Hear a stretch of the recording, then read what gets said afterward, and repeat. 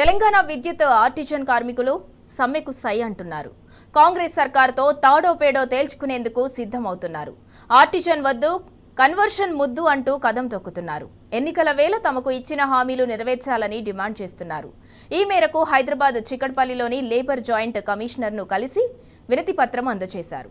ప్రభుత్వం స్పందించకుంటే వినాయక నిమజ్జనాల అనంతరం సార్వత్రిక సమ్మెకు దిగుతామని హెచ్చరించారు.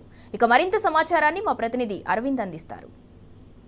ఆర్టిజన్ వద్దు, కన్వర్షన్ ముద్దు అని ఇప్పటికే విద్యుత్ కార్మికులు కూడా ఆందోళన బాట పట్టారు. ఏదైతే లేబర్ కమిషనర్ గారికి వచ్చి వారు వినతి పత్రం ఇవ్వడం జరిగింది. కమిషనర్ గారు అందుబాటులో లేకపోవడంతో జాయింట్ కమిషనర్ గారికి లెటర్ ఇవ్వడం జరిగింది. ప్రతి కాంగ్రెస్ ప్రభుత్వంలో ప్రతి ఒక్క కార్మికుడు, ప్రతి ఒక్క ఉద్యోగి కూడా పోరుబాటన పడుతున్నారు.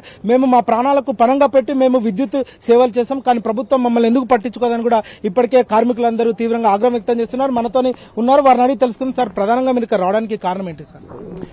మాకు ఈ ఎలక్ట్రిసిటీ డిపార్ట్మెంట్లో 20,000 మంది ఆర్టిజన్స్ ఉన్నారు. వీళ్ళందరినీ కూడా కన్వర్షన్ చేయమని అడుగుతున్నాం. రెండోది ఎగ్జిస్టింగ్ సర్వీస్ రూల్స్ ఇమ్మని అడుగుతున్నాం. ఈ రెండు ఇవ్వడం వలన ఆ ప్రభుత్వం మీద ఏ రకమైనటువంటి ఆర్థిక భారం పడదు. అది ఇమ్మని సంవత్సర కాలం నుంచి ప్రభుత్వం దృష్టికి, విద్యుత్ శాఖ మంత్రి దృష్టికి తీసుకుని వెళ్ళినా కూడా ప్రభుత్వం చాలా మొండిగా ఉంది. ఏ రకంగానూ పట్టించుకోవడం లేదు. కాబట్టి ఈ రోజున లేబర్ డిపార్ట్మెంట్కి వచ్చి మా యొక్క సమస్యను లేబర్ డిపార్ట్మెంట్ ముందు పెట్టాము. లేబర్ డిపార్ట్మెంట్ పరిష్కారం చేస్తుందని అనుకుంటున్నాము. లేబర్ డిపార్ట్మెంట్ కూడా ప్రభుత్వంతో కొల్యూడ్ అయిపోయి మా యొక్క సమస్యని నీరుగార్చే ప్రయత్నం చేస్తా ఉంది. కాబట్టి మేము చెప్పదలుచుకున్న రాష్ట్ర ప్రభుత్వానికి, కార్మిక శాఖకి వెంటనే మా యొక్క సమస్యని పరిష్కారం చేయడానికి కృషి చేయండి.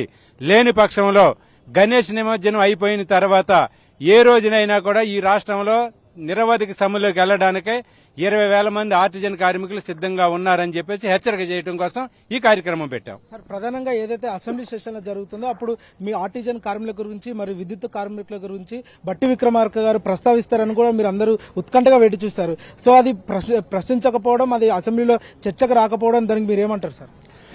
ఏరు దాటిన తర్వాత ఏరుమల్లయ్య, లేదా ఏరు దాటే వరకు ఏరుమల్లయ్య, ఏరు దాటిన తర్వాత బోడిమల్లయ్య అన్నాడట. మీ అందరికీ న్యాయం చేస్తామని అన్నారు. వచ్చి 2 సంవత్సరాలు అయింది, ఏం న్యాయం చేశారు? ఈ ప్రభుత్వం అసలు ధర్నాలు చేస్తామనంటే ముందుగానే ఇంటికి వచ్చి అరెస్టులు చేసి తీసుకెళ్తున్నారు. కాబట్టి బట్టి విక్రమార్క గారు చెప్పినా, రేవంత్ రెడ్డి గారు చెప్పినా అది అధికారంలోకి రావడానికి చేసినటువంటి ఎత్తుగాడే తప్ప కార్మికుల యొక్క సమస్యలు పరిష్కారం చేయడానికి, కార్మికుల పట్ల సమస్యలు చిత్తశుద్దితో పరిష్కారం చేయడానికి సిద్ధంగా లేరు. కాబట్టి దీనికి పరిష్కార మార్గం సమ్మె ఒకటే. సమ్మె ద్వారానే మా సమస్యను మేము పరిష్కారం చేసుకోవాలనేది నిర్ణయానికి వచ్చాం. సర్వీస్ రూల్ ఏంటిది అసలు? సర్వీస్ రూల్స్ అంటే డిపార్ట్మెంట్ లో రెగ్యులర్ ఎంప్లాయీస్ ఉన్నారు, వాళ్ళకు ఒక రకమైనటువంటి సర్వీస్ రూల్స్. వాళ్ళకి అన్ని రకాల బెనిఫిట్స్ ఎక్కువ ఉంటాయి. ఎన్కాష్మెంట్ ఉంటుంది, ఇంకా రకరకాల బెనిఫిట్స్ ఉంటాయి. కానీ ఆర్టిజన్స్ కి ఎల్టీసీ ఉండదు, లేదనుకుంటే మెడికల్ బెనిఫిట్ తక్కువ ఉంటుంది. రిటైర్మెంట్ అయినప్పుడు రిటైర్మెంట్ బెనిఫిట్లు ఉండవు. ఏదో 10,000, 20,000, 30,000 తీసుకుని ఇంటికి పోవాల్సి వస్తుంది. ఇది ఆత్మగౌరవం ప్లస్ రిటైర్మెంట్ బెనిఫిట్స్ కోసం చేస్తున్నటువంటిది. ఖచ్చితంగా జేఏసీతో చర్చలు జరిపి సమస్య పరిష్కారం చేయండి. కాని పక్షంలో ఆర్టిజన్స్ అందరూ కూడా కుటుంబ సభ్యులతో సహా అవసరమైతే రోడ్ల మీదకి వస్తారు. మా అవసరం చాలా ఉంది. ఈ ప్రభుత్వానికి రాబోయే రోజుల్లో లోకల్ బాడీల ఎన్నికలు కూడా వెళ్తుంది. అప్పుడు ఆర్టిజన్ సంగతి ఏంటో కూడా తేలుస్తామని చెప్పేసి ప్రభుత్వం చెప్పదలుచుకున్నాం. ఏదైతే కమిషనర్ గారు అందుబాటులో లేకపోవడం, జాయింట్ కమిషనర్ గారు మీరు ఇచ్చిన రిఫరెండం తీసుకున్నారు, వారు మీకు ఏం సమాధానం ఇచ్చారు? అంటే ఈ రోజు జరిగినటువంటి సమస్య మీద మేము అసలు జాయింట్ మీటింగ్ కి డేటే ఇవ్వలే. ఈ రోజు మేము ధర్నా చేసి గట్టిగా కమిషనర్ తోటి గొడవ పడితే జాయింట్ కమిషనర్ గారితో 4వ తారీఖుకి డేట్ ఇచ్చారు. 4వ తారీఖుని కన్సలేషన్ క్లోజ్ చేయాలని, ఆ ఫైల్ ఏదైతే ఉందో అది క్లోజ్ చేయాలని చెప్పి చెప్తా ఉన్నాం. ఫైల్ క్లోజ్ చేయకుండా మంచి పాజిటివ్ గా ఇస్తాము, మీరు అడిగిన డిమాండ్లలో పరిష్కారం చేయడానికి మేము సిద్ధంగా ఉన్నామని మేనేజ్మెంట్ ఇక్కడ ఏమన్నా ఒక నోట్ ఒకటి సబ్మిట్ చేస్తే ఆలోచన చేస్తాము. మేము ఏమి చెయ్యము, మీరేం చేసుకుంటారో చేసుకోండి, ఫైల్ క్లోజ్ చేస్తామని అంటే గనక మాకున్నటువంటి ఆయుధం సమ్మె హక్కు, కార్మికుడికి జన్మ హక్కు, సమ్మె హక్కు, దానిని ప్రయోగిస్తాము. ఆర్టిజన్ కార్మికుల యొక్క పవర్ ఏంటనేది ఈ ప్రభుత్వానికి చూపిస్తాము. కాంగ్రెస్ ప్రభుత్వం అధికారంలోకి రావడానికి విద్యుత్ కార్మికులను ఏదైతే వాడుకున్నారో, ఇప్పుడు తీరా అవసరం అయిపోయిన తర్వాత విద్యుత్ కార్మికులను పట్టించుకోవడం లేదు. చాలా మంది వరకు పోల్స్ లో కరెంట్ షాక్ కొట్టి చనిపోవడం కానీ, ఆరోగ్య సమస్యలు కానీ, ఇట్లా ప్రధానంగా ఎన్నో సమస్యలు కూడా ఉన్నాయి. వాళ్ళందరికీ కమిషనర్ గారికి తరపున మరియు వీళ్ళందరి తరపున రిప్రజెంట్ ఇచ్చారు కదా, అసలు మీరు ఏమంటారు? అసలు ప్రభుత్వం పట్టించుకోవడానికి ప్రధానమైన కారణాలు ఏంటి? మేమేమంటున్నామంటే, మీ ప్రభుత్వం, మీరు మా పాదయాత్రలో వచ్చాం, మీరు మాకు హామీ ఇచ్చారు ఏమని, మా ప్రభుత్వం వచ్చినాక మీకు చేస్తామన్నారు. కానీ ఇవాళ మీరు వచ్చిన తర్వాత ఒక మాట చెప్పిళ్ళు ఏమని, మీరు అప్లికేషన్ ఒక రిప్రజెంటేషన్ ఇస్తే చాలు మేము మీ యొక్క సమస్యలు పరిష్కారం చేస్తాను. కానీ ఇన్ని రోజుల కాంచెల్లి మేము డిప్యూటీ సీఎం ఇంటి చుట్టూ తిరిగినాం, సెక్రటరీ చుట్టూ తిరిగినాం, మాకు అపాయింట్మెంట్ ఇస్తాను హామీ ఇచ్చి కూడా మమ్మల్ని 10 సార్లు తిప్పించుకున్నాడండి డిప్యూటీ సీఎం. ఇన్నిసార్లు తిప్పించుకొని కనీసం అపాయింట్మెంట్ లేదు. ఒక 10 నిమిషాలు మాట్లాడండి, మీరు చేయగలుగుతారో లేదో. మేము మీరు ఏమన్నారండి, సీఎం గారు డిప్యూటీ సీఎం గారు అన్నారు మా దగ్గర పైసలు లేవన్నారు. మేము పైసలు ఇవ్వకంటున్నామండి, మాకు ఏ రూపాయి పెంచకండి. మాకేంటిది ఈ సంస్థలో ఉన్న రూల్స్ అప్లై చేయమంటున్నాం. 20,000 మంది కార్మికులు ప్రాణాలకు తెగించిన దానికి ఒక ఫలితం వస్తున్న ఉద్దేశంతో మేము అడుగుతా ఉంటే నిమ్మకు నీరెత్తినట్టు ఈ ప్రభుత్వం వ్యవహరిస్తూ ఉన్నది.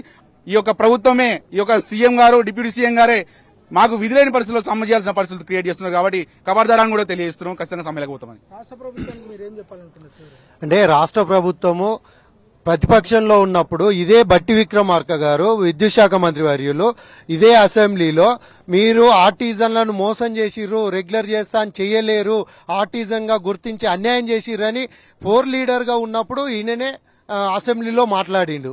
పాదయాత్రలనేమో మేము ఇచ్చిన మెమోరాండం తీసుకొని మీకు న్యాయం చేస్తా అని చెప్పిర్రు. అదేవిధంగా ముఖ్యమంత్రి గారు అప్పుడున్నటువంటి ప్రతిపక్ష నాయకునిగా పిసిసి అధ్యక్షునిగా ఉన్నప్పుడు మీ అందరి సమస్యలు, విద్యుత్ ఉద్యోగుల సమస్యలు, ఆర్టిజన్ ఉద్యోగుల సమస్యలు పరిష్కరిస్తామని మా మెమోరాండాలు తీసుకున్నారు. అధికారంలోకి వచ్చిన తర్వాత అపాయింట్మెంట్ ఇస్తలేరు, మాతో చర్చిస్తలేరు, మా సమస్యలు పరిష్కారం చేస్తామని చెప్పడం లేదు. అందుకే మేము చాలా ఎత్తున అంటే 20,000 మంది కార్మికులం పెద్ద ఎత్తున ధర్నాలు, నిరసన కార్యక్రమాలు శాంతియుతంగా చేసినాం.